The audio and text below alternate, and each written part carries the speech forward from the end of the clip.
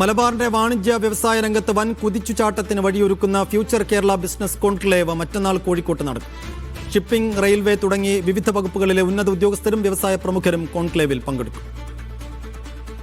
National traders welfare ബോർഡിന്റെയും builders association of ഇന്ത്യയുടെയും Calicut chamber of കൊമേഴ്സിന്റെയും നേതൃത്വത്തിലാണ് ഫ്യൂച്ചർ കേരള ബിസിനസ് കോൺക്ലേവ് സംഘടിപ്പിക്കുന്നത്.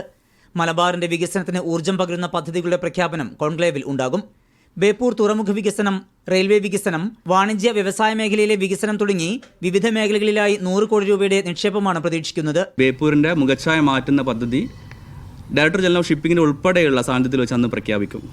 ഇതുമായി ബന്ധപ്പെട്ട് ഞങ്ങളൊരു കോൺക്ലേവ് നടത്തുക എന്നുള്ളതിലുപരി കോഴിക്കോട് കൃത്യമായിട്ടൊരു കൊമേഴ്ഷ്യൽ സ്പേസ് ആണ് ഇവന്റ് നടത്തുന്നതെന്നുള്ളത് ബന്ധപ്പെട്ട ഉദ്യോഗസ്ഥരുടെ ശ്രദ്ധയിലേക്ക് കൊണ്ടുവരുന്നതും കൂടിയാണ് ഈ ഒരു ഇവന്റ് നടത്തുന്നത്. 6 സെഷനുകളിലായി നടക്കുന്ന കോൺക്ലേവിൽ കേരളത്തിലെ പ്രമുഖ വ്യവസായികളും പങ്കെടുക്കും.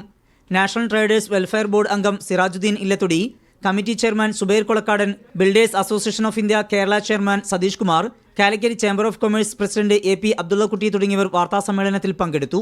മീഡിയ 1 കോഴിക്കോട്.